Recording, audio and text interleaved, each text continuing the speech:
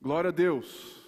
Nessa noite nós vamos dar sequência à nossa série de Filipenses. E hoje é uma parte muito especial, então abra aí a sua Bíblia em Filipenses 3. Que nós vamos falar um pouco da alegria de ser cristão. A alegria que temos, mas também uma responsabilidade. Nós todos estamos vendo, vivendo e sendo afetados pela crise e por todas as coisas que nós estamos vendo.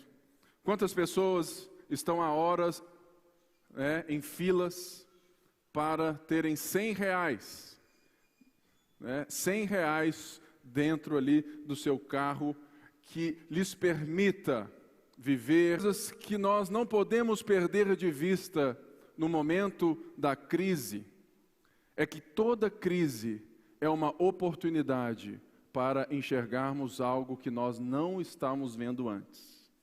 E uma das coisas que toda crise nos mostra é a condição pecaminosa do coração do homem.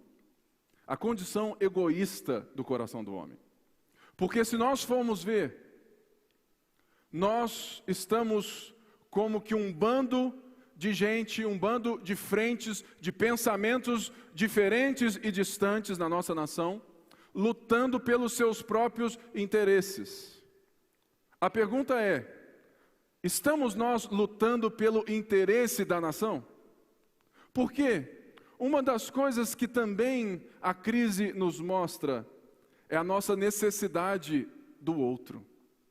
Por mais que você nunca tenha pensado nisso, você é dependente de cada caminhoneiro que parou nesses dias. Porque é justamente a maneira como que as outras pessoas fazem chegar aquilo que pode ser tão normal, quando você se esquece e só vai lá no supermercado, na gôndola e compra, e você não tem entendimento do trabalho que aquilo deu.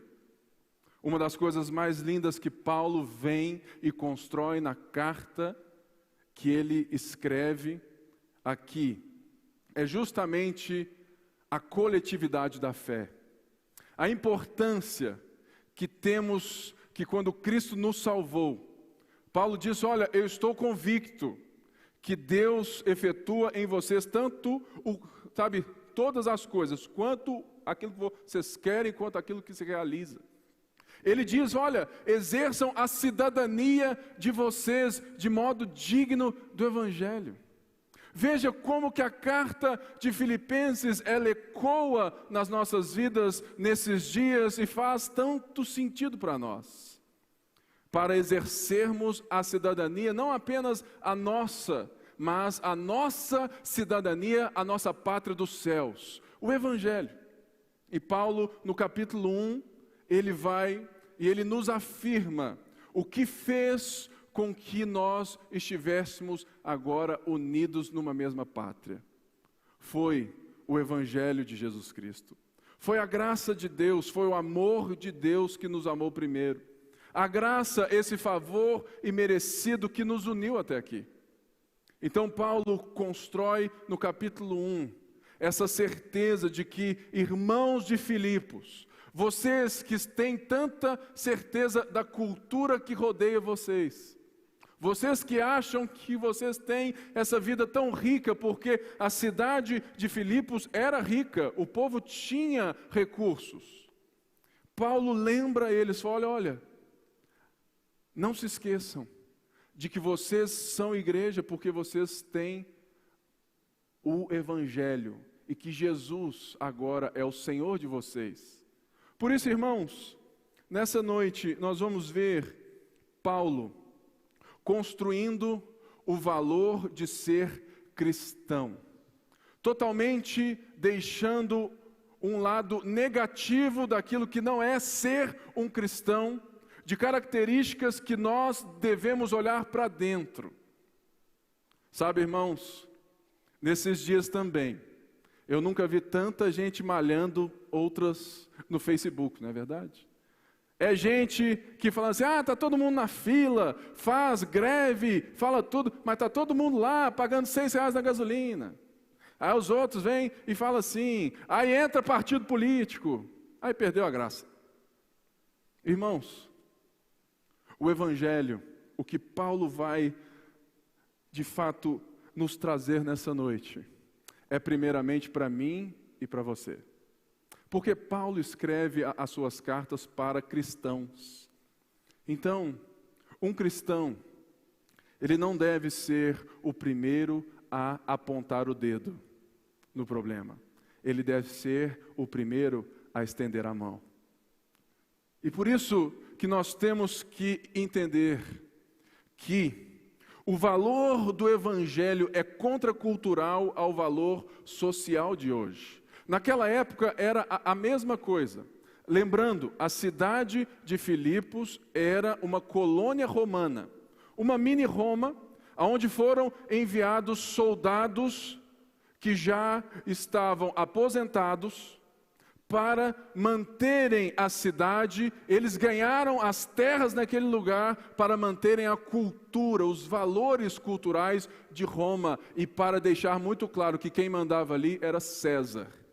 De repente Deus salva gente de todo tipo ali, e uma igreja surge a partir de Paulo o apóstolo. E Paulo então vai, de fato, trazendo a esses irmãos uma nova cultura. A cultura da graça, a cultura do amor, a cultura da responsabilidade e a cultura de olhar as pessoas. E ele chega, então, no capítulo 2, e diz assim, olha, considerem as outras pessoas superiores a vocês. Ele, então, nos dá uma aula de quem é o nosso próprio Deus, que Jesus é Deus. Mas o nosso Deus é um Deus humilde, que se fez carne, habitou entre nós, veio, se compadeceu, nos salvou e agora está exaltado à direita de Deus Pai. Mas ele não parou por aí, ele deu o seu próprio exemplo, e depois deu mais 2 exemplos de pessoas que eram totalmente valorosas para aquela igreja. E ele então chega nessa parte, no capítulo 3, no versículo 1, onde ele diz assim, finalmente, meus irmãos, alegrem-se no Senhor. Escrever-lhes de novo as mesmas coisas não é cansativo para mim, é uma segurança para vocês. Verso 2, cuidado com os cães, cuidado com esses que praticam o mal, cuidado com a falsa circuncisão, pois nós é que somos a circuncisão, nós que adoramos pelo Espírito de Deus, que nos gloriamos em Cristo Jesus e não temos confiança alguma na carne, embora eu mesmo tivesse razões para ter tal confiança.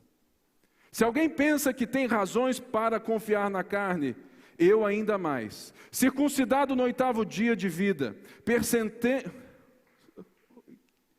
que é do povo de Israel, a tribo de Benjamim, verdadeiro hebreu, quanto à lei fariseu, quanto ao zelo perseguidor da igreja, quanto à justiça que há na lei, irrepreensível. Verso 7, mas o que para mim era lucro, passei a considerar como perda por causa de Cristo. Mais do que isso, considero tudo como perda comparado com a suprema grandeza do conhecimento de Cristo Jesus, meu Senhor, por quem perdi todas as coisas. Eu as considero como esterco para poder ganhar a Cristo e ser encontrado nele, não tendo a minha própria justiça que procede da lei, mas a que vem mediante a fé em Cristo, a justiça que procede de Deus e se baseia na fé. Quero conhecer Cristo, o poder da sua quero ver a Cristo e conhecê-lo, o poder da sua ressurreição e a participação em seus sofrimentos, tornando-me como ele em sua morte, para de alguma forma alcançar a ressurreição dos mortos. Senhor, esta é a tua palavra e ela já fala por si só. Mas neste momento, Senhor, eu peço graça a ti, para que possamos entendê-la, para hoje nas nossas vidas, e que o Senhor transforme o nosso caráter, e que o Senhor nos forge a tua imagem, em nome de Jesus, e todo o povo de Deus disse, amém. Finalmente, todas as vezes que Paulo escreve, sabe, assim, sendo assim, portanto, finalmente, quer dizer que Paulo está dando algo novo ou concluindo algo que ele estava construindo. E de fato, aqui Paulo fala finalmente, por quê? Porque Paulo acabara de nos mostrar o que é a verdadeira vida de alegria de um cristão.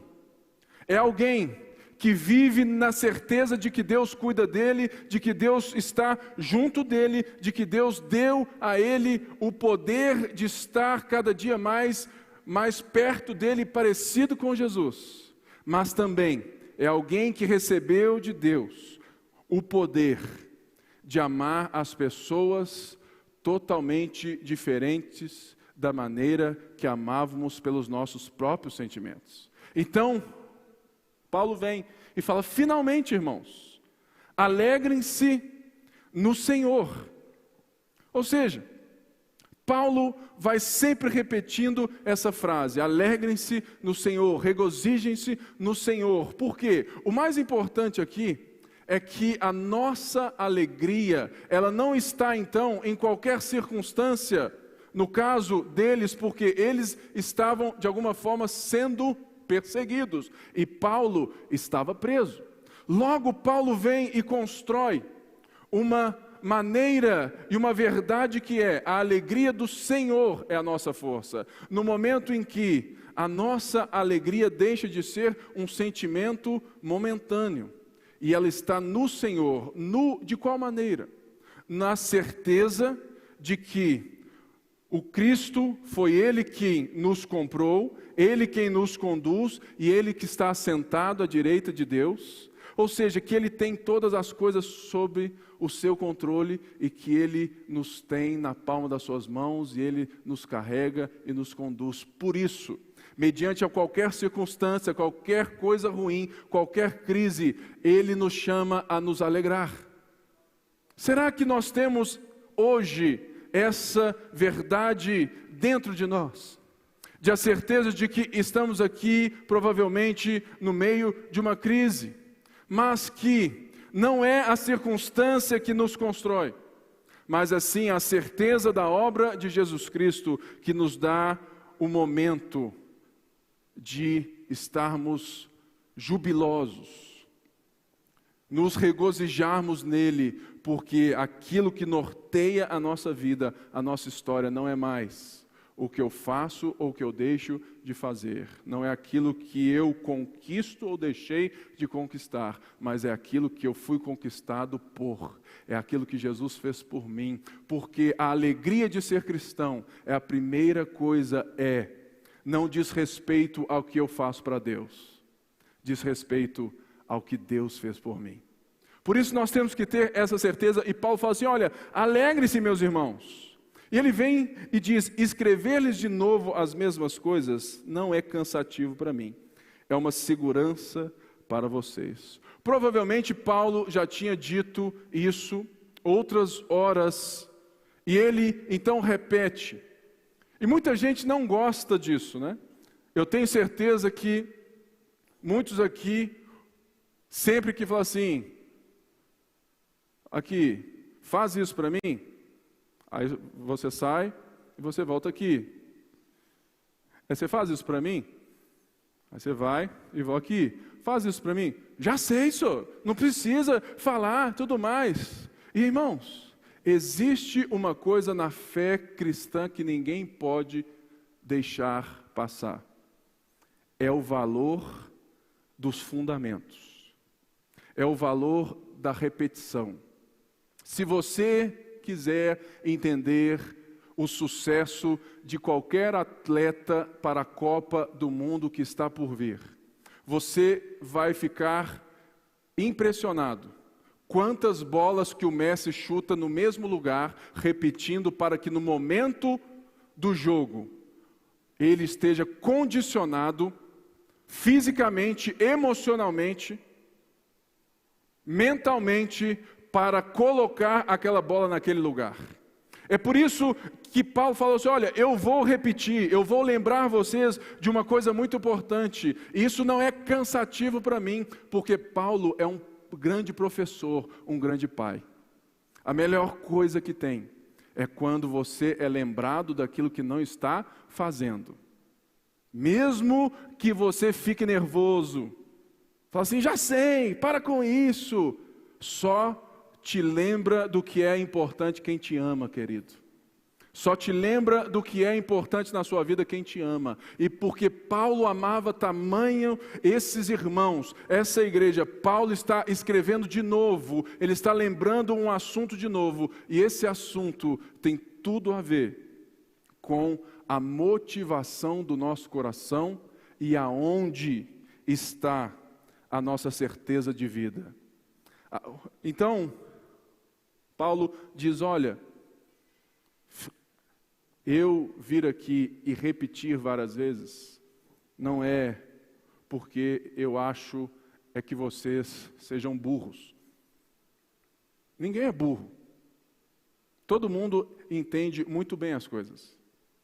Mas, um bom mestre, um bom pastor, ele deve se certificar de que todas as pessoas estão sólidas nos fundamentos da fé.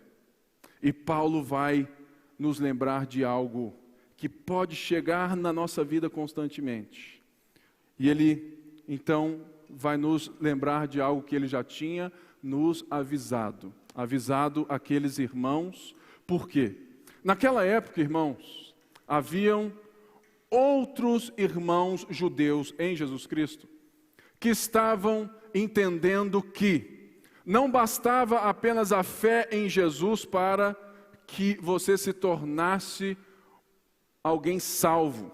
E eles estavam insistindo que certas coisas do judaísmo eram necessárias para complementar a salvação, como a circuncisão. Ou seja, porque a circuncisão ela foi instituída como um selo lá em Abraão, para o povo. Abraão recebe aquilo que Deus vai fazer, olha, de ti serão benditas todas as nações da terra, e como sinal vem a circuncisão. Mas Paulo está chocado como que outros irmãos estão entendendo a fé de maneira totalmente equivocada, a ponto de acharem que o sacrifício, que a morte de Jesus e a ressurreição dele não são suficientes para restaurar a sua vida e o seu relacionamento com Deus. Aí você fala assim, puxa vida, que povo doido, né? Pois é, mas a gente faz muito isso e nem percebe. Quando a gente coloca algumas coisas religiosas que vão sendo, inseridas na nossa vida. Ou seja, se você não faz isso, se você não se veste assim, se você não dá o dízimo, se você não vai à igreja, se você não faz tal e tal coisa. É como se você estivesse dizendo que você precisa constantemente trabalhar pela sua própria força a salvação que você recebeu pela graça. Entende, irmãos? Paulo estava preocupado que irmãos judaizantes estavam viajando pelas igrejas dos gentios. Gentios são todos aqueles que não são judeus. Nós aqui somos todos gentios. E quando a fé, quando Cristo chega até nós, não nos é imputada qualquer pendência e qualquer obrigação do judaísmo. Por quê? Porque somente a pessoa de Jesus Cristo é a consumação de tudo aquilo que Deus estava construindo pela nação de Israel. Então Paulo vem e vai lembrar-lhes e vai chamá-los à atenção a respeito desse povo. É um povo religioso. Religioso é aquele que se acha tão bom, tão bom, tão bom, que até Deus gosta dele. Fala assim, vou dar uma oferta aqui, pastor. Hoje eu vou dar uma oferta nesse culto aqui, que até Deus vai ficar impressionado. Imagina, irmãos, impressionar a Deus. Deus não se impressiona com as nossas ofertas, Deus não se impressiona com as nossas ações, porque Deus já está impressionado pela obra do seu Filho na cruz. E nós estamos a partir dela, nós viemos com Ele. Por isso que Paulo aqui vai falar assim, olha, existe algumas coisas que eu quero que vocês fiquem longe. E naquela época, esses mesmos judeus chamavam os gentios de cães. Não tinham valor algum, ficavam só aí andando e achando lixo nas ruas. E Paulo então usa a mesma palavra para dizer sobre eles, cuidado com os cães. E Paulo diz isso 3 vezes para o mesmo povo. Esse povo religioso que estraga a fé. Se tem um povo que nós temos que ter muito cuidado e que Jesus não compactuou, são os religiosos. Porque a religião sem Cristo, ela constrói um muro entre as pessoas. Religião baseada no mérito só acaba em guerra. Ou seja, Paulo diz, olha, cuidado com os cães. Cuidado com os maus obreiros. Todo aquele que se coloca na posição de manifestar a Deus, de ensinar sobre Deus, ele tem uma responsabilidade tamanha. Mas todo aquele que se coloca nessa posição, de viajar, de ensinar, e ensinar uma coisa que está em desacordo com a palavra de Deus, com os ensinamentos de Jesus, isso é um mau obreiro. Se existe alguém que te oprime por causa da fé, que te exige sacrifícios, que a obra de Cristo não foi suficiente, esse irmão é um mau obreiro. Ele está te jogando para ter um peso na vida em Cristo, que a vida de Cristo lhe tirou o peso. Vinde a mim, todos vós que estáis cansados e sobrecarregados, que eu vos aliviarei.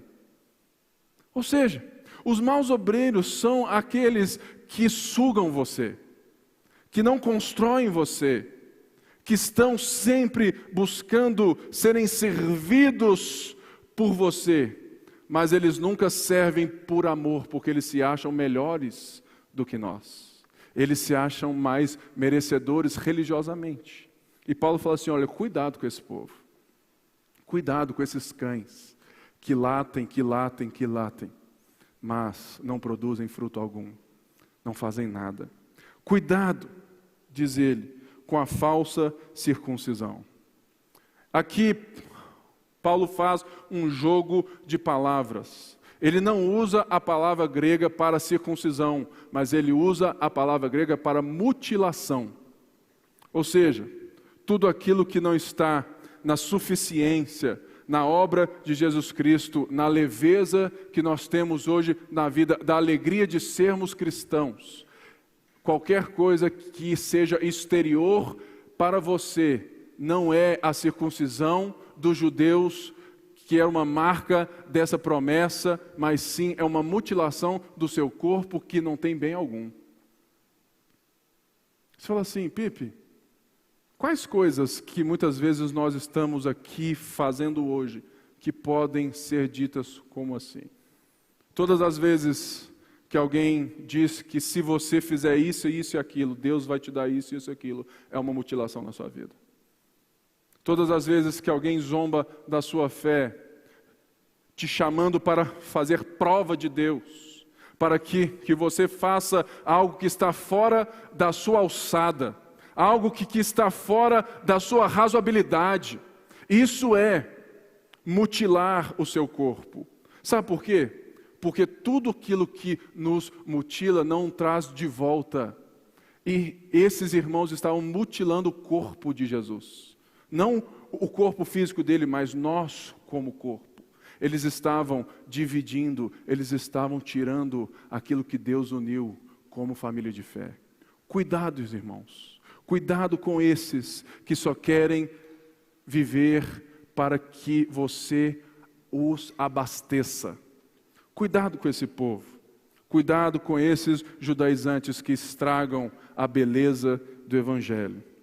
E Paulo diz assim, porque nós é que somos a circuncisão. E ele fala 3 coisas que fazem parte da nossa alegria de sermos cristãos. Uma delas, nós que adoramos a Deus pelo Espírito. Ou seja, foi a obra de Jesus que Paulo descreveu aqui mesmo nessa carta, que nos deu a oportunidade agora de não precisar mais fazer qualquer sacrifício de bichos, fazer qualquer coisa exterior, ou ser de qualquer raça, de qualquer coisa, ou sermos, judeus. Não, agora por meio da ação de Deus que elegeu Israel para que Israel fosse uma bênção para todas as nações, a promessa de Deus a Abraão se cumpre quando o Cristo vem, morre, paga o preço pelos nossos pecados e agora nós recebemos o Espírito de vida. Nós não precisamos mais estar num templo, num lugar específico para adorarmos a Deus. Nós adoramos a Deus, porque agora nós somos filhos de Deus, herdeiros de Deus e co-herdeiros com Cristo. Cristo nos deu essa posição.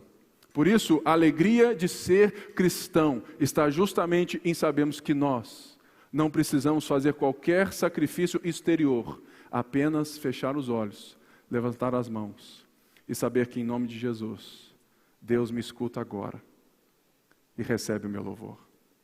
Nós adoramos a Deus pelo Espírito de Deus. E ele diz mais uma coisa: nós que nos gloriamos em Jesus Cristo. Essa palavra aqui é justamente a mesma palavra que vai dizer sobre vangloriar. Ou seja, se antes nós nos vangloriarmos, nós estamos achando que nós éramos alguma coisa, se você se acha muito bom, se você se dá valor porque você teve essa e essa conquista, você se vangloria, na força do seu próprio braço, Paulo está dizendo que a marca de um cristão é se vangloriar, é se gloriar na obra de Jesus Cristo e não na sua própria. Um cristão que tem a Cristo como mais alguma coisa da sua vida, ele não é um cristão, ele é um religioso. Se Jesus, se o cristianismo, se a fé, se isso tudo é uma parte da sua vida, você não é um cristão, você é um religioso. Assim como todos os outros que usam e invocam a um Deus qualquer, querendo que Ele resolva a sua vida do seu jeito, na sua hora e do jeito que for. Mas Paulo está nos ensinando que a característica de um cristão é que ele estufa o peito não é por causa das suas coisas boas, porque ele reconhece que nele não existe nada bom, mas porque ele estufa o peito, ele vive a vida, ele é alegre, porque ele sabe o que Deus fez por ele na obra do Senhor Jesus Cristo. Será que você, nessa noite, pode entender isso? Que você pode entender que toda depressão, toda baixa autoestima, todas essas coisas podem ser resolvidas pela sua certeza e pela sua identidade na pessoa de Jesus Cristo?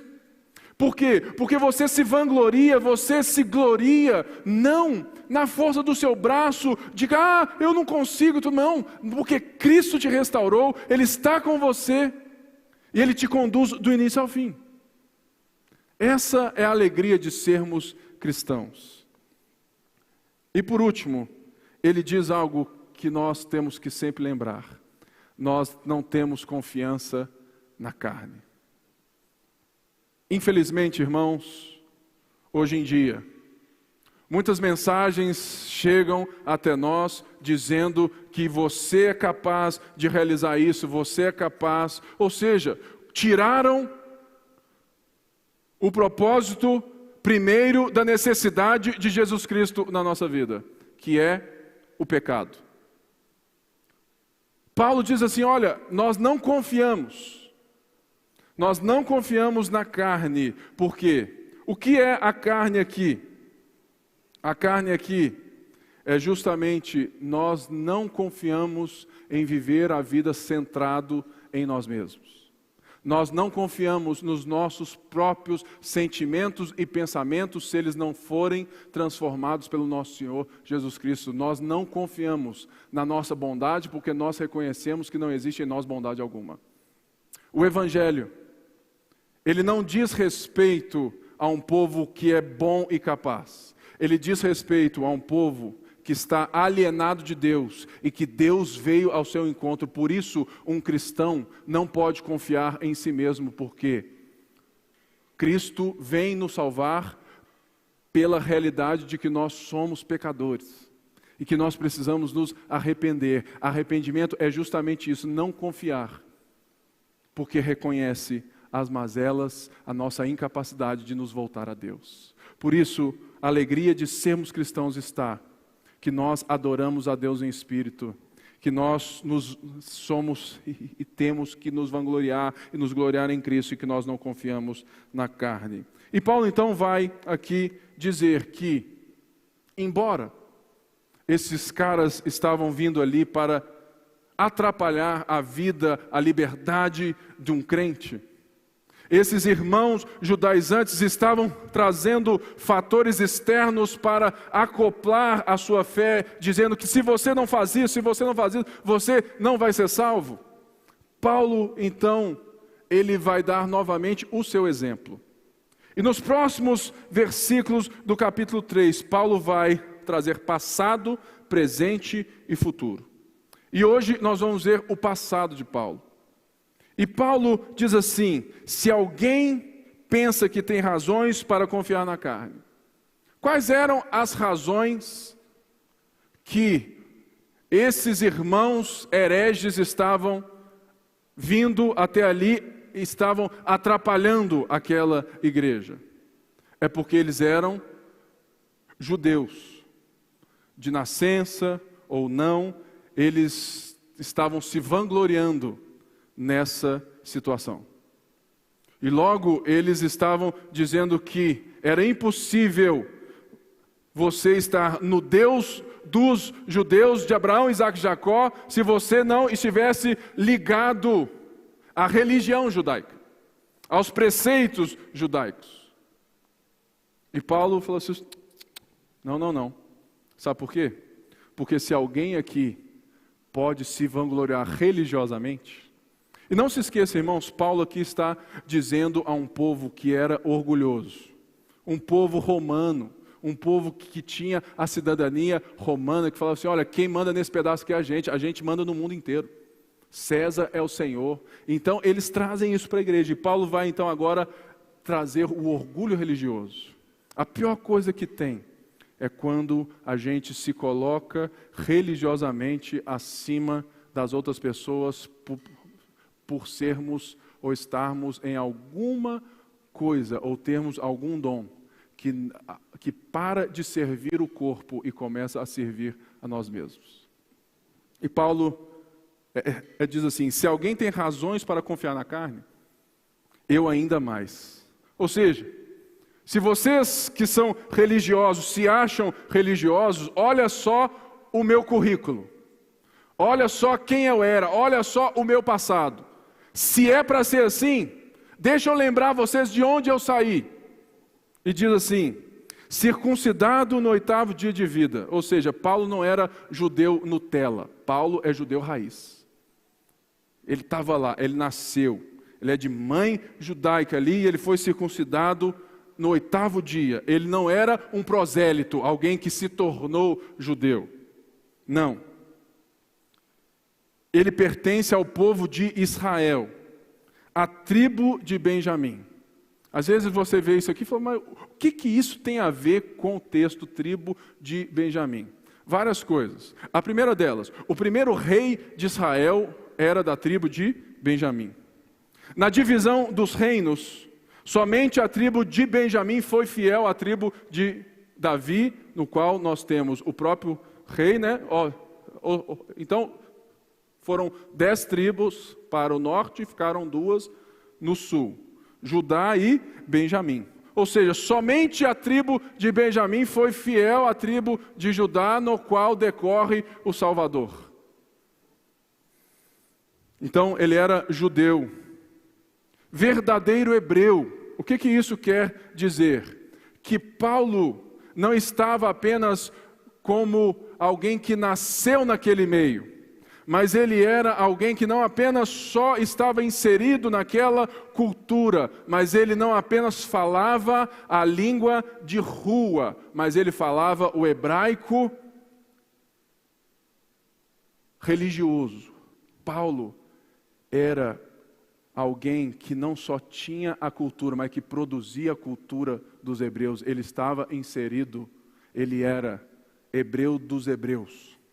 E ele tinha o domínio não só da fala, mas de toda a Torá. E ele diz assim, quanto à lei, fariseu. Irmãos, o partido que Paulo fazia parte, hoje, sempre é que você ouve falar assim, você é um fariseu. Ele tem já todo um escopo de sentido, né?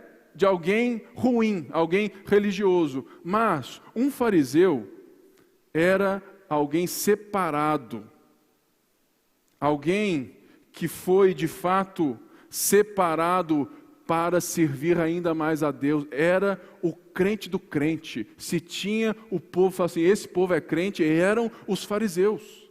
Eles eram religiosos, zelosos. Eles observavam as coisas a ponto de criarem mais de 600 leis. Eles eram aqueles que educavam a sociedade. Eles estavam nas sinagogas. Então Paulo não era uma pessoa qualquer. Paulo é top do top do top. Se Paulo estivesse no nosso meio, a gente fazia, pode sentar aqui, amigão.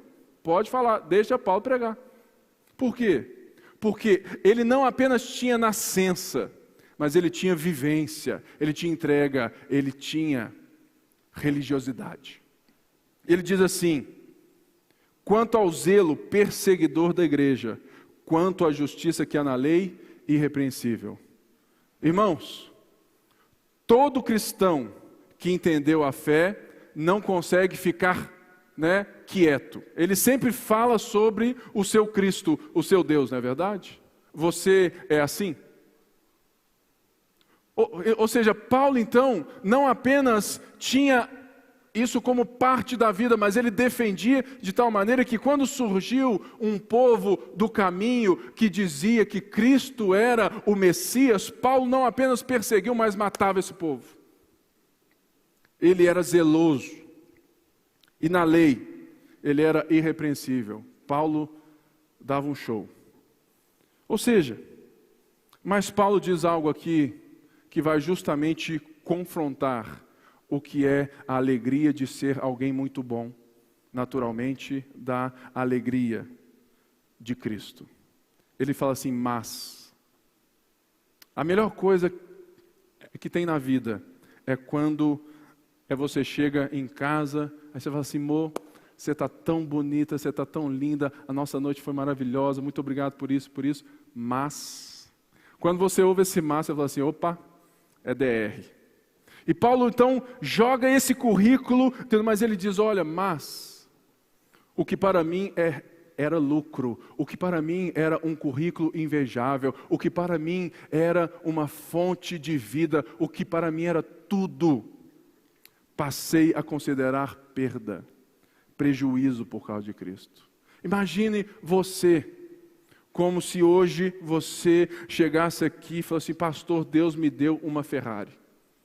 Eu falo assim, olha, muito bom. E o irmão aqui do seu lado? Está passando fome, né, pastor? Mas Deus me deu uma Ferrari.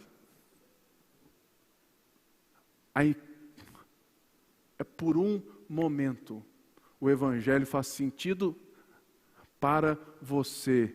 E aquilo que era lucro, aquilo que ela fala, olha, Deus me deu uma Ferrari. Você passa a perceber, olha, não foi Deus que me deu uma Ferrari, porque agora eu tenho os olhos de Cristo para o irmão e não para mim mesmo. Logo, a minha Ferrari passa a ser um pepino na minha mão, porque eu comprei zero, já não é zero mais. E vou ter que vender e vou perder uma grana. Por quê? Porque o outro importa mais do que a minha Ferrari. É mais ou menos isso. O que para Paulo é tão importante agora era prejuízo. Então assim, puxa vida, vivi esse tempo todo para agora perder tudo. Mas ele não perde tudo com tristeza. Paulo diz assim, olha, mais do que isso, considero tudo como perda comparado à suprema grandeza do conhecimento de Jesus Cristo. Sabe, irmãos, muitas vezes nós estamos aqui na igreja e tudo bonitinho, mas a realidade da nossa vida, da nossa fé, está justamente na maneira como nós valorizamos o que temos e quando isso entra em choque com a nossa fé em Jesus. Porque Paulo está dizendo, olha, o meu currículo religioso não valeu nada quando Cristo se fez conhecido a mim. E se você está aqui é porque Jesus está se revelando a você, que você conhece Ele. Ou seja, Paulo está dizendo, olha, tudo que eu aprendi, tudo que eu vivi não se compara no momento que eu vi o Salvador, no momento que eu dei, sabe, de cara com Ele, que Ele se revelou a mim, que Ele me amou primeiro, nada se compara, porque agora tudo faz sentido, as peças se encaixam, agora eu encontrei a vida. E ele diz assim, olha só, é que o texto é bonito, que Paulo encaixa aqui uma coisa que pode ser simples aqui para nós, mas ele coloca assim, meu Senhor. Se antes Paulo era o fariseu que mandava e tudo mais, agora Paulo é aquele que dobra o joelho e ora, e que coloca alguém como Senhor da sua vida, e esse alguém é o nosso Senhor Jesus Cristo. E ele diz assim, eu as considero como esterco, ou seja, não vale de nada, é lixo. Não é que o conhecimento de Paulo não valeu de nada, mas que ele considerava isso para se gabar como nada, como lixo. Porque não construía aquilo que era a identidade de Paulo, e não constrói aquilo que, se você se gloria em qualquer outra coisa, senão a identidade que Deus tem para você, que Cristo chamou para você, o propósito que Deus tem para a sua vida, meu querido, um dia você vai perceber que você perdeu o seu tempo. Se entregue a Jesus. E diz assim, eu quero poder ganhar a Cristo e ser encontrado nele. Para poder ganhar, ou seja, não tendo a minha própria justiça que procede da lei, mas que vem diante da fé em Jesus Cristo, a justiça que procede de Deus e se baseia na fé. Quero conhecer a Cristo, o poder da sua ressurreição e a participação em seus sofrimentos. O que Paulo está dizendo aqui? Paulo está dizendo algo que é talvez o centro da maioria das suas cartas, a justificação pela fé.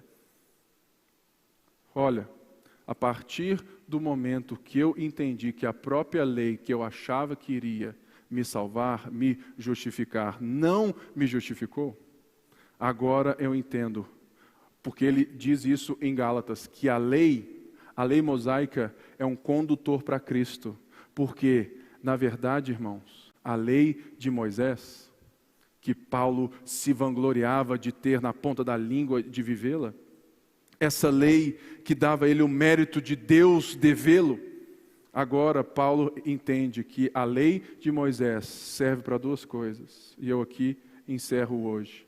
A lei de Moisés serve para mostrar o tamanho de Deus, a grandeza dele, a santidade dele, quem Deus é, e como que ele está em outra esfera para sermos próximos ou alcançarmos a Deus. Por isso, a segunda coisa que a lei de Moisés era para conduzir e para nos conduzir à certeza de que nós somos incapazes de cumpri-la. Logo, nós precisamos de um Salvador. E o Salvador é o próprio Deus que instituiu, sabe? e veio e falou assim, olha, eu sou o final da lei. A lei é um aio para Cristo. E Paulo, então, ele entendeu isso, porque Cristo se revela a ele e falou assim, agora tudo faz sentido. Ou seja, não é mais a minha própria justiça. Não é mais o meu currículo, não é mais os meus dons, os meus talentos, mas é a fé em Cristo. Fé é confiança.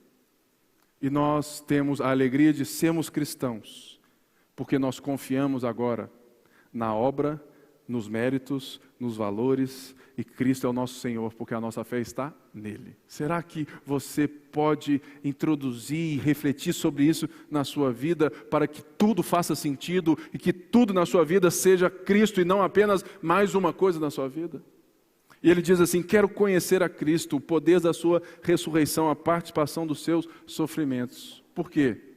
Porque Paulo era tão apaixonado, Paulo era tão faminto por Jesus, ele de fato ele era o foco dele, que Paulo queria viver a realidade da ressurreição, não apenas no retorno do nosso Senhor, mas ele queria viver o reino aqui e agora. Ele queria viver isso, mas ele sabe que quando ele diz, olha, e participar dos seus sofrimentos. Irmãos, o Evangelho, ele é de graça. Ele é pela graça. Mas o Evangelho não é para quem se acha capaz. O Evangelho não é para bons. O Evangelho não é para experts. O Evangelho não é para sábios. O Evangelho é a melhor notícia, procedente da pessoa mais importante, acerca do assunto mais urgente, para pessoas mais carentes.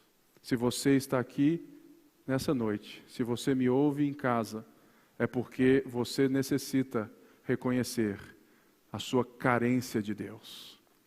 Nenhum sábio, nenhum idólatra, nenhum rico, nenhum vangloriador entenderá o princípio e a necessidade de um Salvador. Porque a alegria de ser cristão é justamente a alegria de não precisar se provar para ninguém, porque Cristo já nos conduz a uma identidade, a um valor, a um propósito.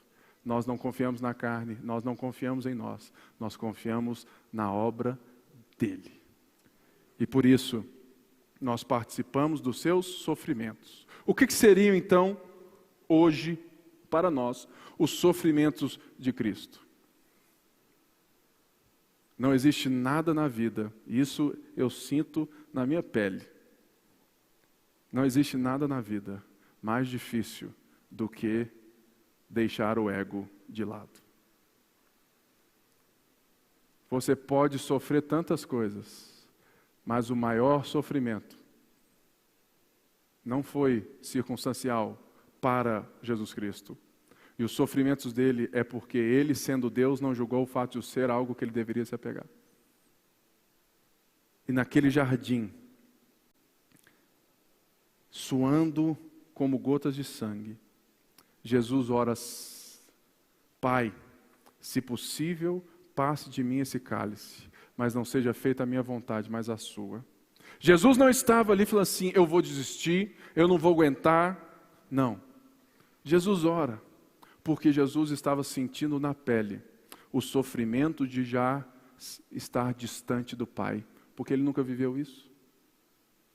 Será que nós temos essa certeza de que Deus arranca todo o ego, arranca todo o ídolo, vai doer, vai sofrer, porque eu quero conhecer a Cristo, eu quero ser encontrado nele. Isso que Paulo está falando, olha, não se esqueçam disso.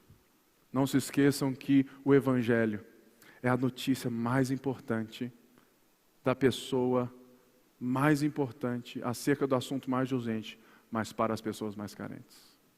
Somente quem se arrepende que encontra a graça de Deus.